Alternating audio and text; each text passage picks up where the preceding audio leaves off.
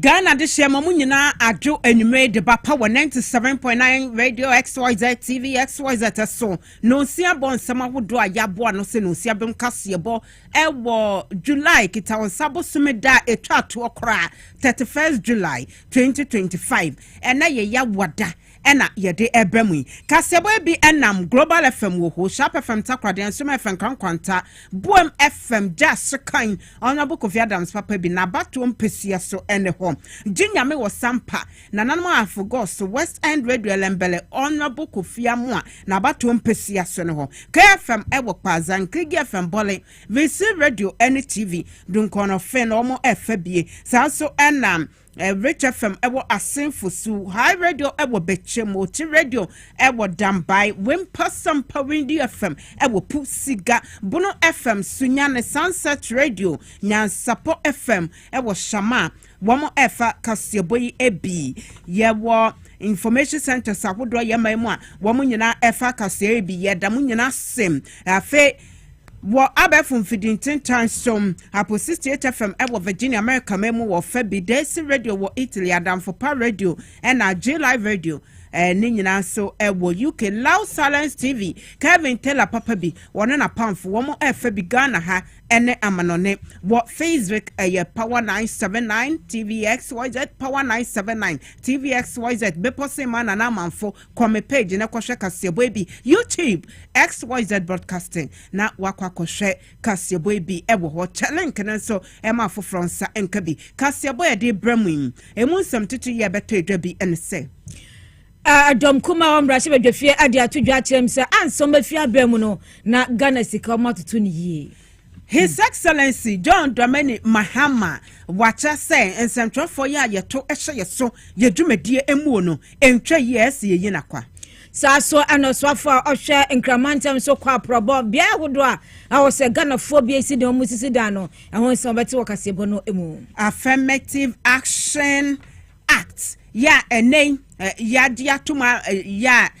hwe ni mu kwanse ema ene emema ye benya akwanya pepepe enyuma mu bibia emu no ya dia waye dwumadi sonko ede apa eho ata ye ho ntoma sanso announce ya ye adiakọ akotia by election ndc amyeko no ama ho kwan se kamami kabintini pa miensa ya gi omatum se so mmehwe ya beso no so na yi baako ewo mu special prosecutor amoka se ne Interpol red alert ya de a wo trigger ye o se kan no for wiata enhwehwe baabi o wo wiase nyina baabi o wo ye mfa no emra ne mra nimfo na mo so de nkrata akoto court ese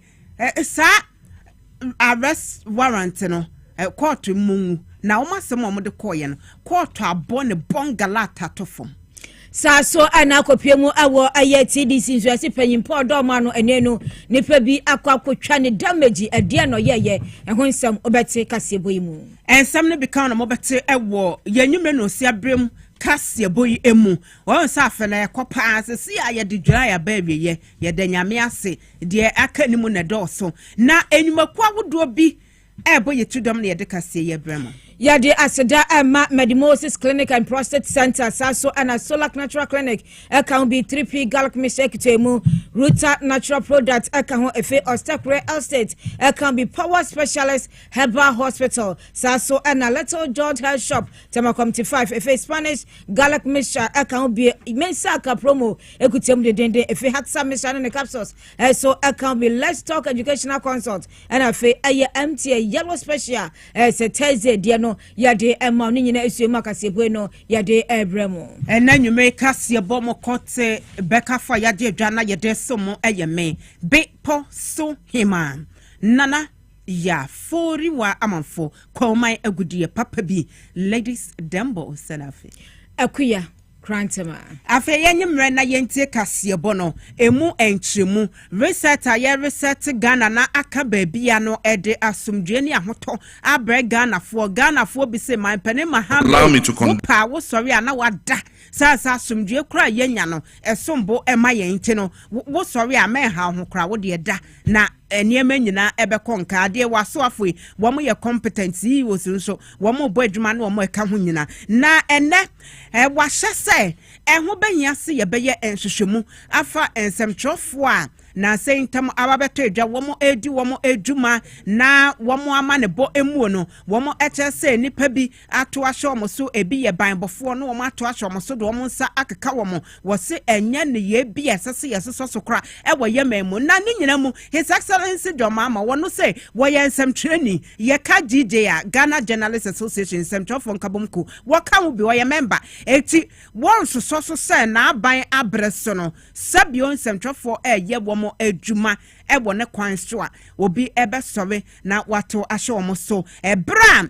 asoafo abedi akyire enan ya yɛbɔ wɔn di yɛtoto wɔn ano gye wɔn to mu mmarahyɛ bedwam na wɔyɛ dwumadie sonko ɛde ɛhwai wɔn adwo wɔn atum ɛwɔ man pani atena yɛ ɛna His Excellency John Dramani Mahama wɔde nsɛm yi ɛto edwa wisdom hɛdɛ dwome yama ne bɔfoɔ ɛde nsɛm yi ɛbaayɛ deɛ man pani John Mahama ɔde to edwa. Allow me to condemn in the strongest terms the recent incident involving the manhandling of some journalists by our security personnel. Such conduct is unacceptable and will not be tolerated. I've instructed that the incident be thoroughly investigated and that the officers involved be sanctioned accordingly. As a card-bearing member of the Ghana Journalists Association, I will not preside over a government that abuses or intimidates journalists in the lawful exercise of their duty. A free and responsible press is indispensable to our democracy, and we must all work to protect the media. I'll soon convene a meeting between the heads of the security services and the leadership of the GJA to plan a program to orient our troops to recognize the media not as enemies, but as partners in development. His Excellency John Dramani Mahama Ghana man penny papa pa yetene so na yada wono ena yetene nka obo adwuma oman no efa ba bia eye adwuma pepepese de eye na wode ne nsem etu dwa ewie ye no enum no se Ghana Journalists Association oman nsɛmtwerɛfoɔ nkabomku na yenso ya friends nsɛmtwerɛfoɔ enhyiamu ekuo na yese yemu bi ya ma yendwe ne no wɔma friends nsɛmtwerɛfoɔ enhyiamu a wɔmo ɛkyɛ se prosi adwuma no wahu prosi adwuma a me papa Christian tete yehunu wɔda no se wɔmo anhwɛ ama na no ablekuma north 90 police stations a yakoto aba ewo ho prosini adenta divisional police commander said ya papa ehwa pa na wo bie ne nsem na basa kanti GH1 sem training Carlos we kwra de na chese eno ye join news sem training a enra de ba ye na GH1 sem training na prosini no ebo na hwem no GJ say omo pese omo se prosi adwuma na sem no wo maka ama akoti se na modi akokɔɔtɔ a ɛho hyehyɛ te se da bɛn ne yɛkɔkɔɔtɔ na yɛkɔkɔɔtɔ a ɛhyehyɛ no ɛsɛn na ɛbɛkɔm wɔn se prosi adwuma na amfa amade a na ɛsɛ prosi wɔn adwuma yɛ a wɔn bɛdi bia no ensem training bia ni hɔ a wɔbɛbɔ ho dawuro ɛwɔ yɛman yi emu yate abrɛ na ɛno na wɔsan ka sɛ join news and some training na wono say soldier for edo omonsa ekokeka no eno enyo no ye de ensa keka no na emomu no eyewitness a madan na building warehouse na womo edru egu no and some training ya say wone no edi nkoma bisa de ode nani ehu ye ya enu nti no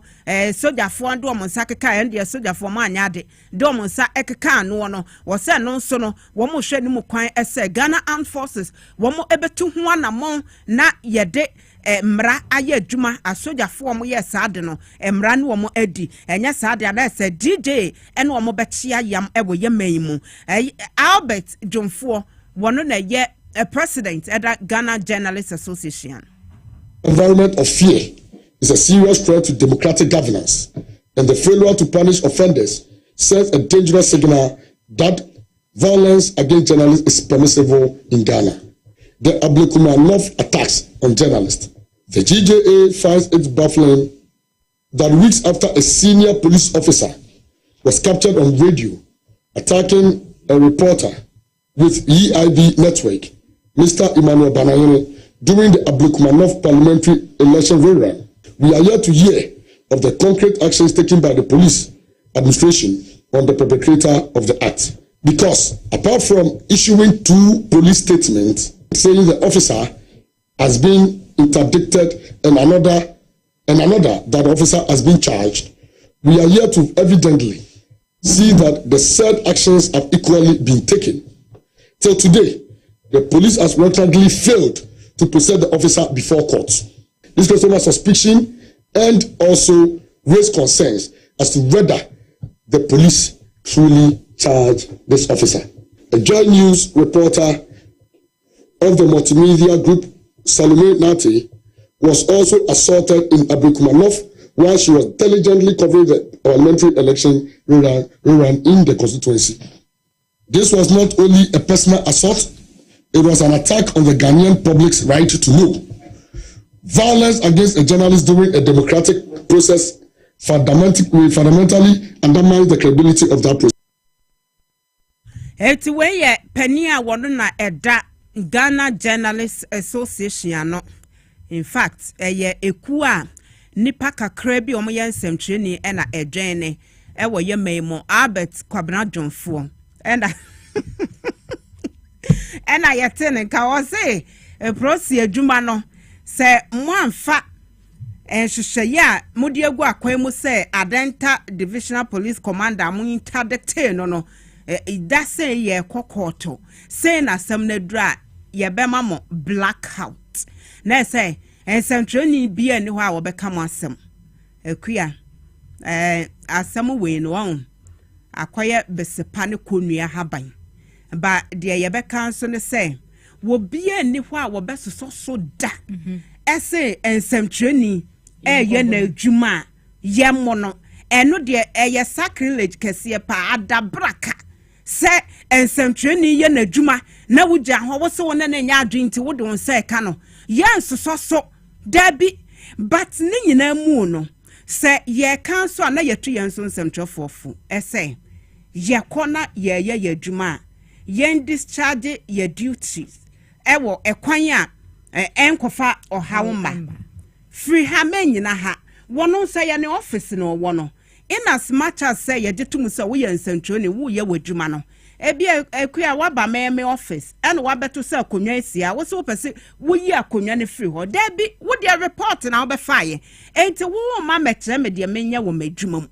won nti ye ka ya yenka no so enka ho eye very unfortunate Abdulkumanov de ne say e ba sa say a fine policeman obia kana asem say wo boy adwuma na ye nice man obekote ne nsa se wo de bon training but wo hwe video no carefully me patwa MC a mo betumi amaya Abdulkumanov de na wo hwe video na na say your reporters nso ko and he of course he was not the only reporter or call him but won say na prosifo na eche ne say free ho baby a wo gina no sorry free ho na won say video ni bi kra ho a wa hugya wom o hugya prosifo na e ka say sorry free ho no but no enche say papa no ebo no na ekwan bi so won say general elections no yetete nsem bi pocket of violence ekoko so ewo emiamia hodo so police for enhwehwe mu no sa 19 police stations per Abdulkumanov de ye pese eye incident free eye din eti wo bana se wo be obstruct ye dwuma wo be hayen ewo ekwan bi so a na chese ya tian but tian no and say yes say yensa so be sa because and some trofan na wo hobby so chese ye ka setwe ho no say I'm doing my job. You understand? And a policeman zone also not warrior neduma sumbona ba munana ahadwen but menka say GJ sebe ensem trofo na aka bom na forme GJ Abraham say ebimo ayema omo ndwen na fine kosi say state owned media na which private media na account bia kakra bi na account no GJ members in 1000 po so eti won to me nka say a particular institution one man a blackout in as much as say yen so yen condone the obi be ya attacking some training no on to me because one media house ana ebra omo ka say Mame hawa kumse Farouk Mahama oh, but then they say actually no. Ese na media na cover almost still. Yeah. No mo cover almost still because enye yenyan ye form the GJ no. Enti no say ye penesade anka bia ensentwofo nyina ye hye GJ mu. Then mo prayer welfare mete unionization wo GJ mu na enye ne eya afemo ne abreso no so de ne de akode. So I feel money more bresso and one cast on be unionize DJ said by ya be prince and trophy now welfare and to me I must so ebesi sabri it is an kayen now walk under that umbrella and I obeka say yes decision a wing a bindi will be a ain't men cover any passions na proceed juma ebra na dam parise me ma or centralized communication no mo nyo mo juma no mo ye na ye nti o mo nka media mu se no mo juma koso an kan pese one say na se wo beka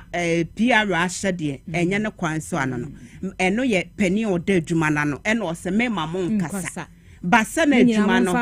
no a salad Basana Jumano no more yeah just an uncle ye dear nan can pesa IGP papa Christian to you who no brasha a process for near just say mora costro a word jumenum so say what say damper time incident be say see ya yanton she but abrekuma incident ni see ye pe tete you one tenasio one that very day na within that hours na no me no na ayemi wen so me na me expect say commander no ye be withdraw no but interdiction there can ho preko no na fe de me yam ahye and of course enya impact negative impact our police for na wo mo field wo mo ye adwuma yes enu ti de hu basabasa bebre wo ho no because me koye na ye interdict me na me ye ne ne mo baby amon yeah enti ye betre yensem trofo me yensem training na make ekua we yensem training you know how we behave some of us behave when we go out oh I know my right mesre ye condemn me say ma ensem trofo obi assault wo no yensu ye dura bonte a yen comfort ye yenfa ebuo ni die ma de se no make am obi nyima no nsibone say baby esa samne kon ye kan say wo say wo take video ni ade a untimi nsore preko pese me take video baby a wo kono say bi nipa na ehwe ho nipa na ye adwuma ho until be ask for permission no wada ho adi because ye hwe adanu indra die ya de si na won say soldier for no ban so no ka say I'm a media person nti anka fiti aso do ho no so just we miss permission ebia nti sanka odu wona anka bia o da ho adi na bisa permission na fe ye ma go ari say ye wadwuma na say watimi aye nti no ye nhwe say bia ye kita cameras ne microphone nti edu na so bia say ye nsentwerefo na ama akoye sese bio yetumi ye bibia ye untouchable yetumi de mrahye ye nsam ye bibia but obi sebe ede ne ho kan ye ya wanya asam na adwuma bebo no Debbie, and Sasa, yes, na me, mahu baby agenda neko. Wobian to me, ye bibi say, Sabe, Wababa yena, a banner say, ye can't press freedom, one propaganda on Passomo, now, Quayasan, that John Mahama, and then come on, so by she son say, a brand namokase, ma me how a kumsi, mamma blackout, no, say how a kumsi were free. MPP mu Farouk Mahama mo wo mo free MPP one ka say dem cover MPP one ka say MPP no nyina ma blacklist wo mo it is then na say divisional commander na koye bibia wo say the entire police service no ye cover wo eno de monsan mrabio e wo ho no e na wo ye den nsentofo ye be cover wo say wonni media house but that narrative no ye pese mo ahase ye mu change no e say na mo pese mo create the impression say and that my penema almost incidents be ya 10 ya sorti journalist na asie ewo na aban mu no mo be mo ni ada ho sans that tangent na de mokwa ebi ana de be free mu aba anya mo de me gidi ye pa say me am sweetheart Kevin Taylor wotie I not just a way dear na mo aba fidie ne ye yinam ntino obe taking it up from there I okay ayonko yo yakwa na yakwa nsem from ayabo awremu ewo emrahye bedwafie mi ka se emrahye bedwafo kwa asetena na ne nyina mu se anano ye oswafo hwe Ghana sikasam so sade je se akọ kyerɛkyerɛ ne nsem fesika ho ne ade no na wo se emrahye bedwafo ne nyina tena se emo mu tie bi ne emo wantie bi workout for ne nyina no ekọ debate ne fie hwe se ye je de atuma na aye adwuma ene no omo kokoto ato adwene no na panyimpa je se o se o hene Emma eye edom kuma no ekasai owura afenyo marking ne nsemu na odi tudwa kyerem so na je se eye owura ato force and eba no bo no safo hene o na sikasem o se ni nyina no omo no mo ye anso mo fi abemu enti sa fansa se ndc amiko na je se sikasem omo ahye ni auto ni ye no se nya de eye no kora na momo mo na se omo ye tutu ni o meyi a se omo hye omo famra den de ni o me eye mu hye ni o me je se nei ndc amiko no edi so mfa so age fans nsema owura afenyo mark na edi tudwa no moma yentie bi. The media review makes much of the Ghanaian city performance, with the minister jubilantly declaring city no apeke. He even claimed the recent city appreciation has never happened in the history of the country. Mr. Speaker, let's analyze this carefully. It is true that in the first part of 2025, the city strengthened against major currencies, an undoubtedly positive development, and we admit.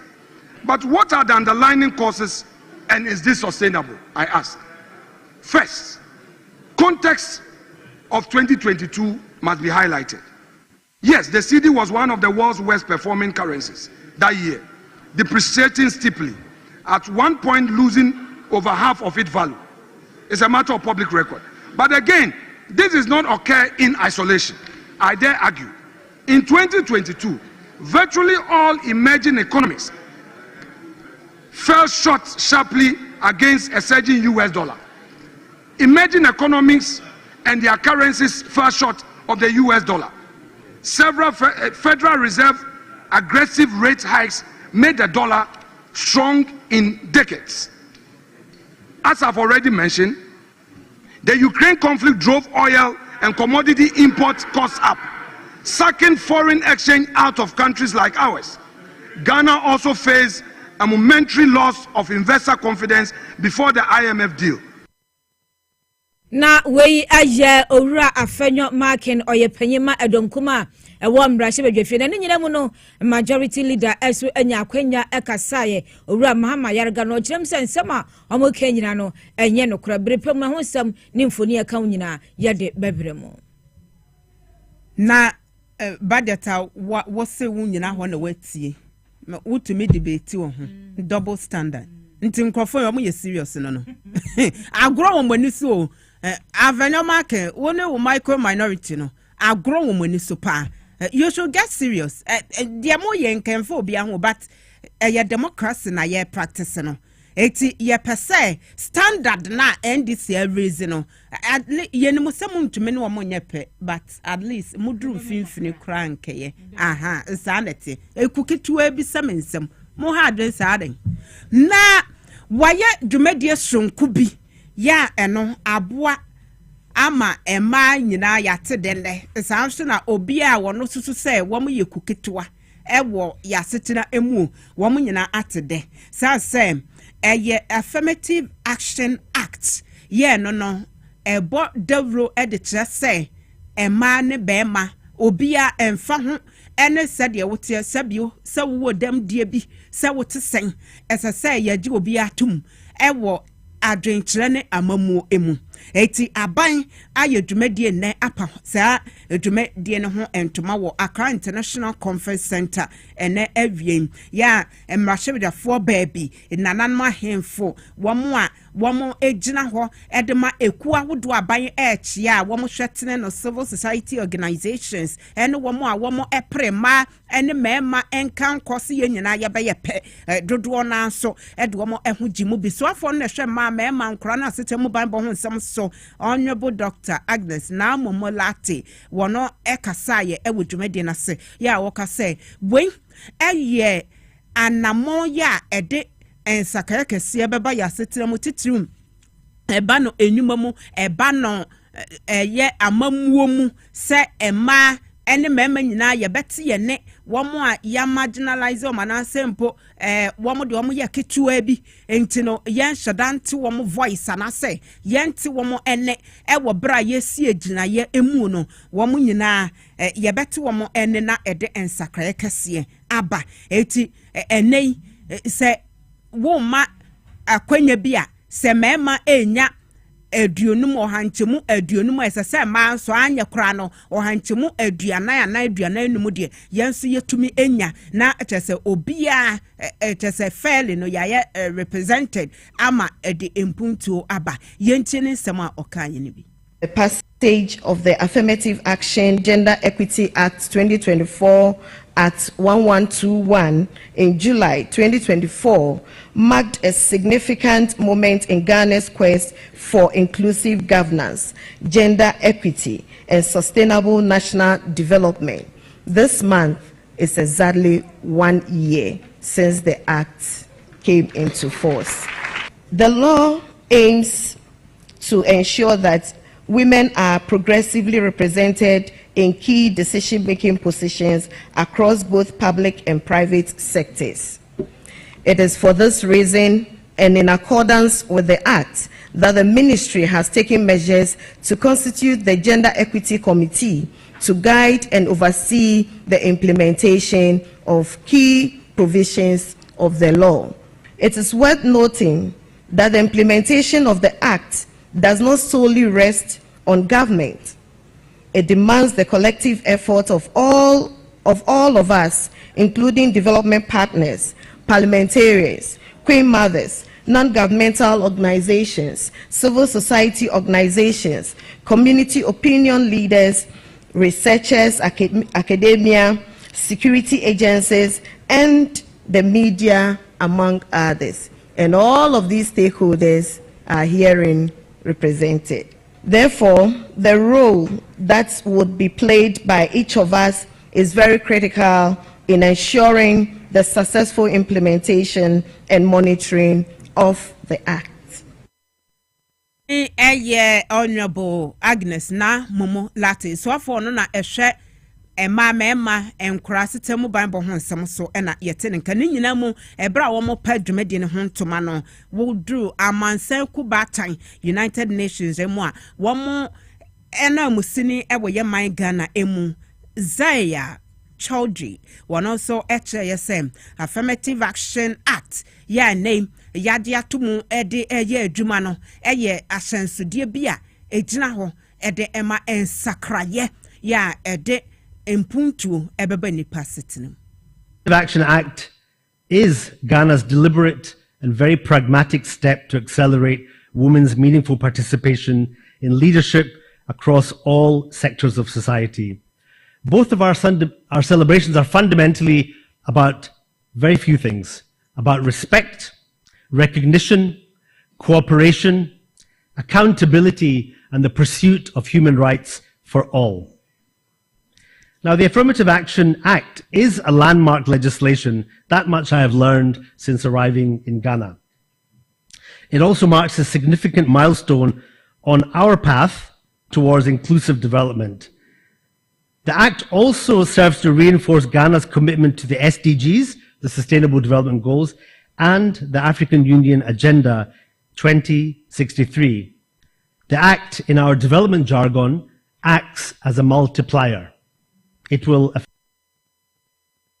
They are Chaudhry, one on a UN resident coordinator ewo Ghana ha ena yete nenkanu nti we yan hwehweye and asa emra aba ebeboa ede ensakre kese aba sesi a glass ceiling no ya break no ya shatter no say Ghana yeka my penny abedi akira eyoba Professor Nana Jane Opukwadjima ya shata ba konso UK is ya High Commissioner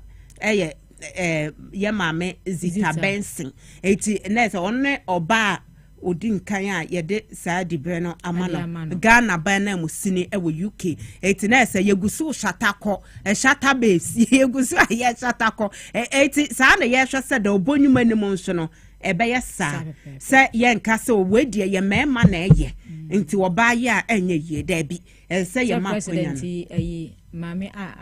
fense dazi something that gift afeni dazi yes ekoye bie oba bia nsanko bie mema no kwa na sanete e na meka se ye nwuma mu no adwuma bi wo hɔ a ye se we de ye ma morning show won se mema na tai host pa ema ye kakra bi ba ye da nyame anse ye hade anya kra na ma yetumi enya political show ni bi host eti kakra ye koye ni muti yes samra we yenyina yemfa ye support emwa na no na meka se mene na ye janto kasa on this ebra o mo jetu man be ye act na woka senka ye benya affirmative action secretariat. Okay. Sir, ebeya womo ena ebehwe se mra no yes ebeye adwuma pepepe ama obi ani age ho ye ne sa ne nyina ebebo nti ye hwe in the coming days study ebeko yo na yawo aye nkramantem ha yetwa so a na je se opanyimpa no aye so afo hwe nkramantem ha abo anan akọ aye temampatem bia ye nwo se nkrofo isisi aden na aso brachi nti no ye twa isisi adan na nsuo beto na bebu afa nkrofo fie akọ hwe se nia ekoso ho no ewoso muja no akọ no one aye tema municipal chief executive eye ewra ibi bright and ekwa na nsemo de tudwa no na osrese ne wo so mohwe na South Sudan nyina no omuja nsema se Melinda Obenewa Oklu Editujano Ebini. This is the lagoon that accommodates all the water to the mainstream. And so when you end up filling it, when it rains, where do you want the water to go? And that is why we are having unnecessary flooding within the region. And so we are not going to tolerate this. Like I said, I'm very firm and very focused. I mean, with this demolition exercise, nothing is going to scare me because I'm doing the right thing and I'll make sure that the right thing is being done. I keep on saying wrong is wrong, and so we are not going to allow this, and so we are not going to allow them to entirely close the entire place. And so that one for sure, I'm not going to allow that. And so hopefully on Monday, like I said, Tema Community 12, Community 6, Community 11, Community 5, and then 12, we are going to start a serious demolition exercise. So people should watch out. If you think you have valuable things in the buildings, make sure that you take it before we come here.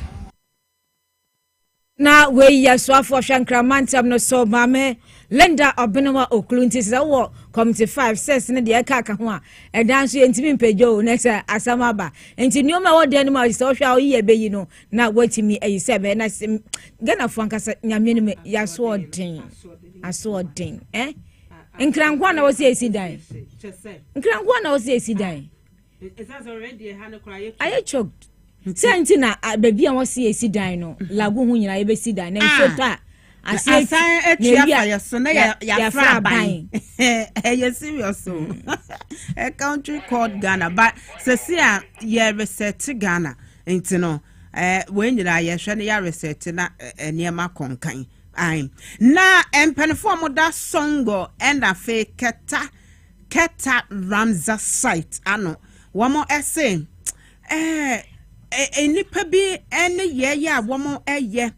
wo saa emiaye ho no enam so ama saa ataye ho no de entrene kese pa na ebo womo womo edwumadie emum NS apekwan wono ye manager wo Songo Ramza site na fe Lawrence kese tete okuru wono se ye keta Ramza site manager ya woda no na se amanfo edwumadie ya womo edie wo saa empotam wa ye se bia ye we de ya hyeda atu asi ho de ma bobre na wo behwe obi akọ na ose ho na obesi ne dan obesi me factory ho na mesie nipa ene ye e wo saa emiaye ho no aye ohaw kese pa e de ema wo mo saa wetlands ahodo no ebewi ase no e de ho dwumadie no ebeto esane emu womo enam so etoto efre empenfo say womo ebeko emoa wo ho. Try to protect the wetlands in Adan East here. Some of our challenges we are facing is one is people trying to divert wetlands and to do developmental project, residential, trying to build within a wetland. So Keta Lagoon Complex currently is fairly intact,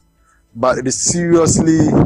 under threat if measures are not put in place to protect this very important Ramsar site that is which is a key biodiversity area, an important bird area, and of course a Ramsar site. If measures are not put in place, we may end up losing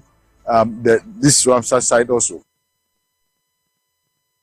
Eti enu echi na aswafo no ena ehwe ensahwe ho ensemo eso K2 South mahye bedwani abla jifa gomashi etese ane nipa dwumadie wo saa emiaye ho no enu ana ede wo haw eba ya wo tufo se wo mo a eye saa no wo munyai wuntumi nko Ramsar site se wo kwa kosi wo dan ho. Strange reason people are filling these wetlands, including the ones that are Ramsar sites, and building on them, making construction. And in an era where we have climate change and global warming, that is a disaster waiting to unfold. I'm not sure that those who are looking on to have construction go on in these restricted areas are aware of the consequences of their Swafwa wono ena ehwe ensahwe eho ensam eso mame abla jifa gomashi ena yetene nkanti Ramsar site ahodo a mode ho aye biaya mosisi moadan ye construction ebo no yetumufu se munyai emra so mu amaso be hye yebesa adwiri ne nyina agu na yantua so anko apoye mantam no emu nyankopon aya aduma je se enche bia by election ebekọ so ewo eye akwatia abatom peso no so nam sayo so ema ndc amyeko ne de kamam ka bi oma je atumba papa nti oma hyeda ampa onipa bi se je se wo de akwaginam ema oma makwan bie kwan ema se meka se nipa miensa ena ese ekwa akogina de aprese obenya sa abatom peso no so ayam rahye bedwani ana na yankose da vet wonsam ekwae no na ye ne apoye mantam dwemtenani ema ndc amyeko Dr. Mark Oliver Kevo entwen komunye mbisa ne se vet no wonsam ekọ den me doctor se wotemenka memo ha emo akwa aba. Okay, yanko na yani Ebenezer Frempong entwen komo wie ne nsaka doctor yani no so ato so Ebenezer boyemu anavet no wonsam ekọ sen yo mini aba never no nsem ekọ boko tania ina ni se eye edwade di ye ya na endi samanyo ko no beto aba eye nipa obina endi samanyo ko ni mu akwati aba to peso aso no eye nipa miensa tania no ada beto bia no di ondi ko enene abla vest ne ba we no sa nipa miensa tania ye nim saba to yin sheye ko ne eye balloting ne ba we no eye owura Bernard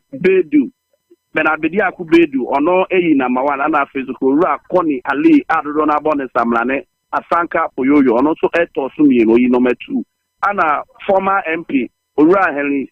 Diadom Boache adodo na bone samlane Okoyo ono so eyi number 3 ti we ni se shepo no senia ekoye na minu aba ma menfa tani pamiense omo ho abakwasem kakra ento yetifo ne yahwefu anim eye opani Bernard Bedu Bedi akon oye lawyer ana afesu kura no oba party na bakwasem a oye obi oye church for eye constituency secretary medoka say ote akunya so ewo ho ana afesu kura ura Ali Koni adodo abone samlane Asanka Poyoyo so oye former youth organizer edema Endi Samayoko no ewo akwati abetu so ana afesu kura no oye former presiding member ewo eye the Demolition district ɛyɛ abatɔn pɛso ase kana akwatia no ni ɔtɔso miɛnsa ɛyɛ owura Henry Adomboate ɔyɛ former MP ɛde ma ɛyɛ adehyewo akwatia ana afọ ezukọ 2024 abatọ etwa mu ya no ono ana gyina mu sɛ na etu branch bega akɔnya no frank ade ma NDC amayuko no ɛwɔ akwatia adehye abatọ president we ni nipa miɛnsa edwada de yehwɛ nim sɛ yɛbɛtɔm bɛto aba no mayi mu ba ko no gyina NDC amayuko na ndɛm yɛba total number of police station ɛwɔ akwatia abatọ president so a ɛyɛ 119 ana afọ ezukọ delegates a ɛyɛ adwade di yɛ nim ɔmba bɛto aba na ɔmatimi ayi nipa miɛnsa mu baako no atimi atu frank ade ama NDC amayuko no yɛ 1072 wei ɛne number of delegates adwada yɛhwɛ nim sɛ ɔmbɛto aba na ɔmayi ɛyɛ nipa miɛnsa mu baako etuba akwatia abatɔn pɛso so a ɛnɛ de version ne kɔ awie no saa nipa miɛnsa yi mpanyinfoɔ agye ɔmo ato bi sɛ sɛnea mede ɔmo abakɔ asɛm tutu dwa no wei yɛ mpanyinfoɔ a woka NDC amayuko no akwatia a ɛnyɛ ade a wobɛtumi ayi ɔmo afim na ọmọtimi aboa na bibia timi akonkan se pepepe na de ye course Zaibada sene amanebo a wode abra yen na se ene no NDC amioko no akire se kaman kabi no nyame nim nom de baaye eni nti omakure die ni omonsom de denden omoye se bia wo na ye peke o se koginam de bi omso mabie mu miensan kogina wa obewini wa wini na se wakwa gina mu ade ama adehia ewo eye akwatia batom person so NDC amioku ni di mese nim se ba election so no nyoma nyina bekoye ade abo modern saka chairman ema NDC amioku no wapue mantem so a ye no betwe nkoma na yebusan sa amioku no jese ahoboa be no moye se nyankopon eye adoma se akwatia ba election no ebekoso jojojo na akonwa no so no ombetimi afa ade ama NDC sanse hia womse tutad ne nyade step to sanse so mo nipa na mo impose nti ebi kura na do ho ne nhyeda oh yes ezane o mo ni ho nti o mo be step to ye transfer bre no ebeso second September yeah second September na say akwatia akodia beka ho and tonight I want say momodin saka Dr. Mike Oliver Kevo so a yen ba twenkomo e wo sansem so e woni ahwese omo so omo aye krado e de ne de esan say yanum ani abere se okwan bia so me hadwe yenko na ne doctor twenkomo doctor mpacho so temenka me mo adwo mo akwa baba TV SYZ Power FM na fe radio SYZ so well talk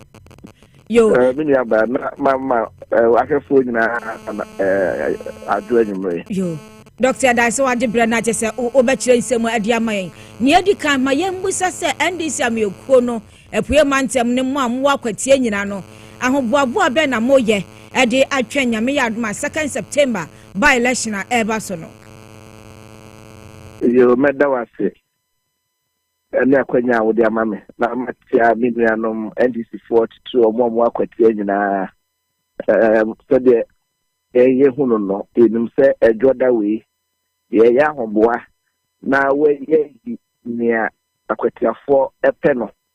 na 2nd September no akwetiafo edomunhira agume so na omayi no se omomra shebegani a oginamu edema akwetia constituency erunti yego ya hyehyɛ no so wo hwa National Executive Committee omoma ho kwan ese Jordan Etwemu ye open nomination na omo a omo pese omo contest na ebefa forms omo ko fa form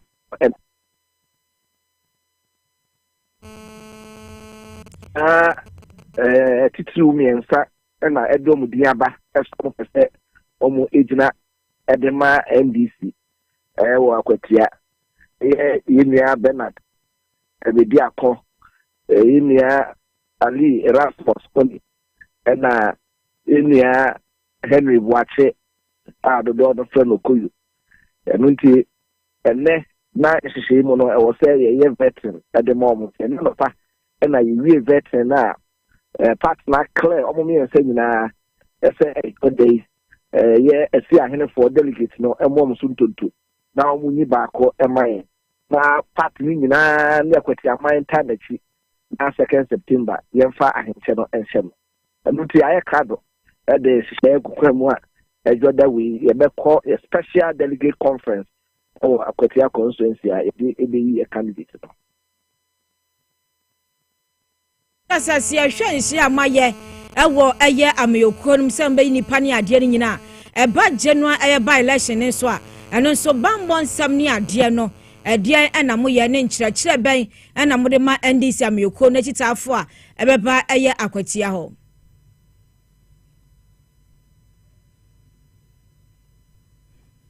Hello doctor. Doctor Mpacho Teminka. Okay, nice. Ahomano atiatom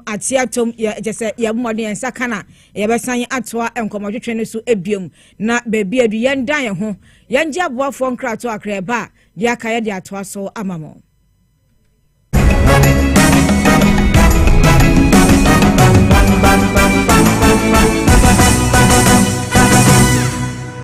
Na ede na aya obayi a oda forma so ne yafunu mu emunumunim. Oh Mr. Entry also ya reya titi bi ben fie pi nanso ne yam nyono da se me kire no ahodo amato a me hunu hwe a ebe ya nwanwa. Menyi ni se what also tamfo Hexa capsules any Hexa mixture yanum bom kotia also no bia ma no anom anka ne ho to no dadaada also dro de eno ne Hexa capsules any Hexa mixture ankom ne nkyeremu also yekura eto yefunu ene ensunumu etuma wo yefunu ekeka wa wogye wo ho a enye also etumi ema wo ye cheko ebra wadidi awie so how eye also de a compare Hexa capsules any Hexa mixture nanum bom na ho ebeto pedudu etu a ko okanshi drug lane Kumasi Dani Herbal Takradi AA Mensa Anafre 02038228855 Apefo abatan ya wama won mofra no fo ene mofra woni mfie dumienu enka ho Hexa capsules ene ne mixture all satan for edie age edwadie nkrato yi atom.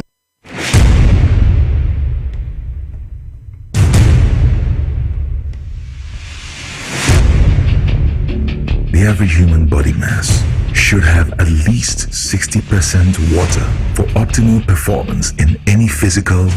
or mental exercise. We can help you maintain it naturally.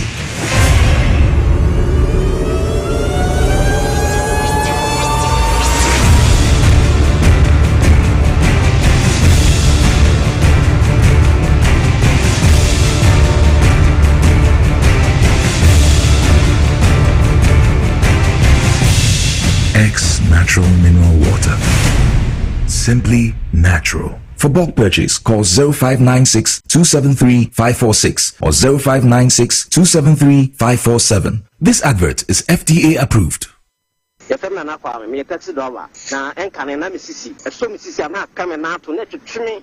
binya 3p garlic mixer no aboa me pa asa miracle bi wadro no sese mafunu kra se die sia twemi anka se me humi esi so sese me humi ana esi so obeka se die bibi hye me so bi no na ye normal mi bi pi na ti no ti pa me sa 3 days ni adona anka se de nyankopon de ayi bi ahodi se ma ye bi nya sam ketwa ana se we de me fro aka so na me fa hye me nkwa ne me de abe fa 3 years ana asa me gina wa me na mu sisunya hye me kwa me de ameko bi amu so much me duru ta ba 6 years ni o tema bi am ya ma ji se ene me jaina nti ta ya le ne nku preko ene 4 days ana me koto 3 garlic mixture ni tema me kase yankupe no yam se ene ya me no kase me wa to me a me din wa me ntiase 3p garlic mixture ubenya bi wo mamu pharmaceutical shops and herbal shops Fred Piwak e wo 02489288824 and 020100002.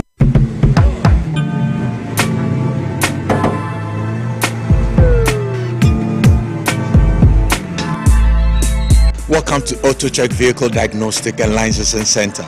I hear my car can be checked here without going to Accra. Sure.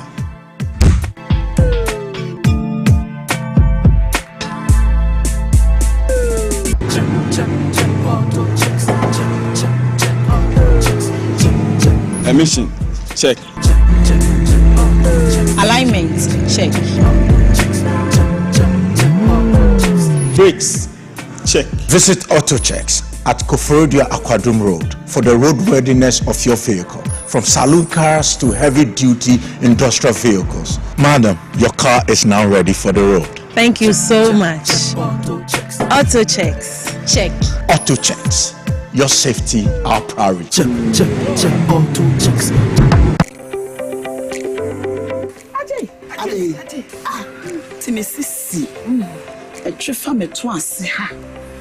Kotodwe e de come na ase twetwe me fa me ntinim. Je me ja ene me nsem ye mo hyehyeehye. Na aye titiriti na me hu dia me nye. Chemeba. Kanena me hawanu no. Kosi se mishia joint fortis. Ene never life. Udompe. Ene waposu ye wo ya no. Etutu no. Joint fortis ene na ekwa ye mu atwuma. Na de atichima wo hobia no esensie no. Wuntini na emu ya wo ya.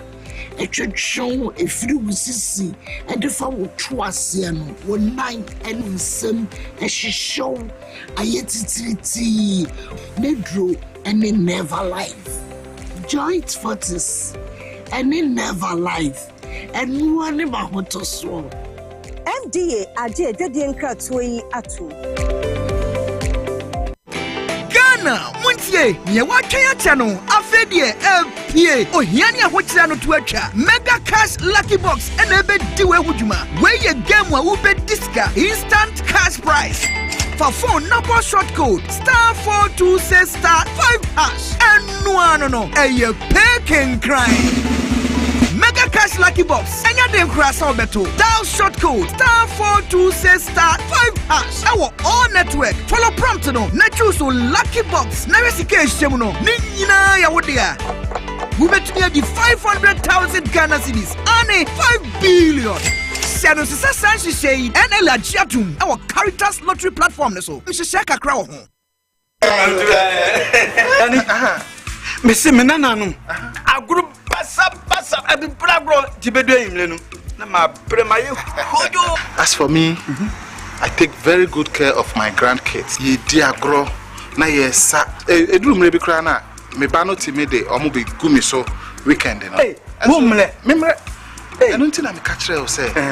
ya no medi garlic capsules. Poso na e be sisi so kama. As I stand here, my doctor said my whole system has improved very well. Medi garlic capsules. Yes, Medi garlic capsules. Medimosis garlic capsules. Boa mamoja dini paduani mu efrusani ye. Na esiesie oba ne barima mahona wodin. Ubenya edoi bi ato omanyi mu pharmacy store frey wo 050-349-4885. Edoi enya mamofra enye ndi mfie dumienu. Apemfo ene emma emanofo. Medimosis. Who ni how FDA ajidwe di nkratoyi atum.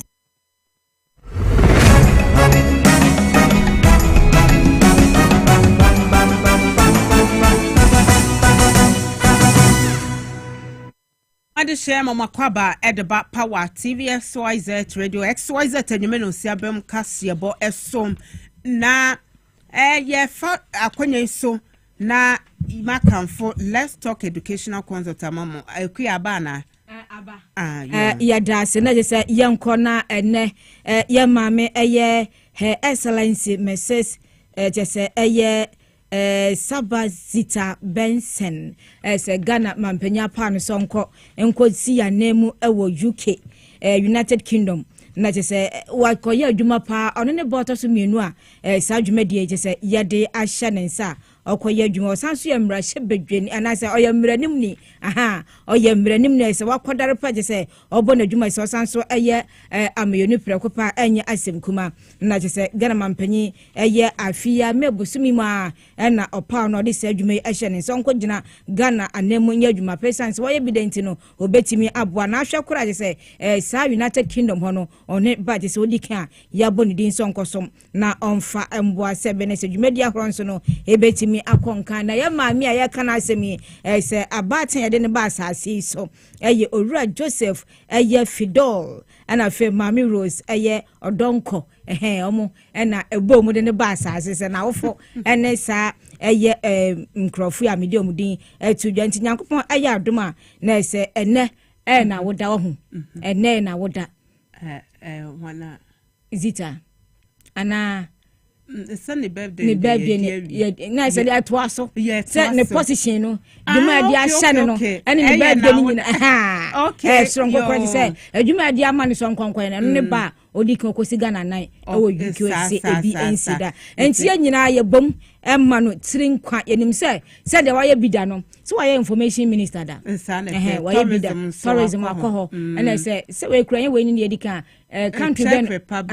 wo so kosom Ghana e wo ho. Enti ni nyina no ye adwumaden ya kire say we obeye kora bro so ahye Ghana mba nyina Mrs. Benson, Papa, me High Commissioner, Papa, when any ambassador, say Commonwealth nations, yeah, say, oh, yeah, High Commissioner, you know, and only a High Commissioner, okay, and the any Commonwealth, yes, ambassador. Nte Mr. Mushiana, yes, sanity, why? Her Excellency Zita Saba Benson, Papa B. Nyamisha onka ho na onko so empeja osa na appointment amanfo ani age wo fa ba bia just say oya grassroots person yes grassroots mommy nyamisha ate mommy nyamisha na Ruta natural product menkamfo emawo yewo Ruta mixture to malaria say Dr. Ashford Aben na pamfo yedama say Ruta titanic so eye typhoid ho aduma hwehwedre bi nanom ebebo opa Ruta life and also boa ebe fat efi nipadua no emu ema hoden ba wo nipadua mu hwehwedro na tonom enye bone hwehwe bi nanom wate neti apo na Food and Drugs Authority age enua to mu say ye ba bia to wadro bia obenya bi wo ho ene Dr. Abenin komo 0244503443 0244503443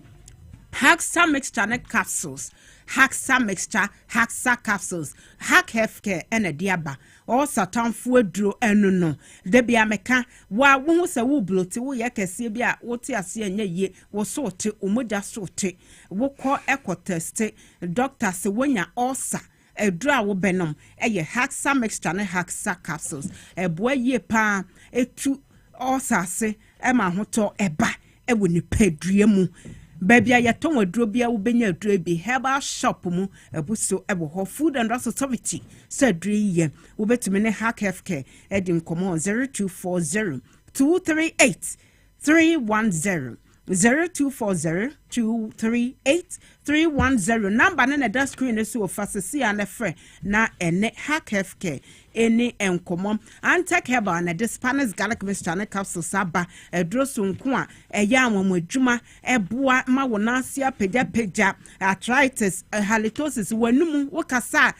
obi oba wo enya so sansen ke frɛ num ne ba no enhye nkran to me save relationship pacho hwehwɛ Spanish garlic mixture na capsules na enum bi ebeboa oye pa wo bra ye no ensisi so kesemro so anase cholesterol bone wonum bi eboa Food and Drugs Authority age adroya to mu say bobra herbal shop bi am say wo per Spanish garlic mixture Spanish garlic capsules ye bema obi wo betumi so ene empenefu edi nkomo number yi so baby awo bia ye de bia bre on edudum 0266 114 111 0266 114 111. Let's talk educational consult. Yakohom ekwadwentete yepa edema yema. San say woman no abe for kwan ya yefa so de suade ene womu gina so de kire enkora no ade. Kwan yefa so ekasa ewo bedwom Saturday school wo ba na chese ye de akora na fa sa entertain ye public speaking, reading, writing, entrepreneurship ne nyina womo ekire bi ewo hom. Afe wo ye school wo pa chechefo no ma ye dwuma obetumi aye recruitment amount wo pese ye train wo teachers ne nyina womo be ye bi ama wo eye bukua da bi double asidwumade so Power 97.9 TV XYZ wote ye dietisa ampofunka ebo ho wo be hu wo mo kira kwan wo Tesunungwa estate wo be Mango Street Lejokuku Municipal Assembly ene wo mo ni nkomo wo 0249069821 0249069821 afe Power Specialist Herbal Hospital essay yade bi to say prostate enlargement wo ba o makache wo ebibidro no mo edesa na afe wo pese wo immune system ahoden enyinam wo mo wo nuro wo ho a ye de be hwew ama wo ho aye den na wache apo fibroid kidney stones afe fatty liver hepatitis B, C and A ne nyina wo mo de bibiduro eye ho adwuma Bovra Power Specialist Herbal Hospital na yenhwe wo jirika jiri ya mema dra ema mema ti apo wujira wo na so se bema wo mo enade aduro ya ba hwehwe bi nenom Herbal mixture ema hode ba ni pedue no kutia nyarewa ahodo eti wo Bovra Herbal Shop biemu a wo benya binebom Power Specialist Herbal Hospital ese wo be hu machi akwan Accra Hakwabenya ACP Road Power Hospital bus stop na wo be hu omo Kumasi Feyase Bosom Tree Road Eduaya Junction omo ho Takrade Anaje State oben Ahantaman Rural Bank ne Power Specialist Herbal Hospital Enkasa 0244 544 442 0244 544 442 Little George Health Shop say baby awo bia womu nra hodo ya womo eton eboa mani pedua ne di yie woti apono womo edi bibebrew Tema Community 5 PV Obin Roundabout any Presbyterian Church in Tamo na womo ewo mene wo ka say number ne da screen no so obetumi afa no womo edi enkomo wasiko one mixture kowa plus mixture afa Dominion powder Mr. Kill vitamins minerals womo eton bi womo shop wonti se wo pebia wo fremo a bebia wo bia edibi ebebrew wo betumi no makasa 0243 140 213 0243 140 213 3P garlic mixture Piwak Natural Health and a dear doya ba was in Numubi na wankasa etiapo wonye edwumadin bia wote bre woni peduan mu mede number na to screen so fa mavie na tese wanya number no wote bre woni peduan mu kakra bi na wabre wote ya woni peduan nyina emu wonsa no na yetititi kese moroso wapo no wapo so ya oya 3P garlic mixture eno ne edura wo benom na aboa wo afe se wodon so rough no wonya duru ba bi se me pese me use washroom Johnson ko a ye master hwehwe 3P garlic mixture na no mo bi wadidi anadwo no se wo benya digestion entem no wonom 3P garlic mixture eboa pa ba bia eton wodro herbal shop biamu wo benya adro yi bi hye so se Food and Drugs Authority said dri eye Wobetumi Piwak Natural Health akasa ewo 0248 928 824 0248 928 824 Ostek Real Estate yensa se papa pa efie ene ho wo say asase a land garden sem eni ho eno no wo moton ensase a edayie eno na wo moton wo Ostek Real Estate wo mo onsase mi aye bebre asebi doyumu afa yikuma afienya dowenya Shy Hills dodowa womo wonsase ebo ho ene womo nkasa ewo 0244684069 0244684069 Solak Natural Herbal Center nasa clinic ena FA Dr. Solomon Apia Kubi ese woma kache hono yade bi a wodi achi a doctor say yade we de yeni anu aduru no Solak omo show penhwe womo ho na obeba no wabenya ayaresa kidney yade liver yade wapa wa ema bra Solak yemfa bibidro nkan na nya bato na so ahotomre ne pedua ne mu wona ase apagya woda na do a wontumi nna prostate nsem wakote namu yade Johnson mu yade Solak Natural Clinic Dr. Solomon Apia Kubi wose freni sesi a womo bibidro nso de ne tatashe pachoko na kwaja ya se omo mfidie sonko omo de ye adwuma akara kokomlemle Oben Harvard Senior High School kokomlemle Oben Harvard Senior High School Fre number is here 0553 932 631 0553 932 631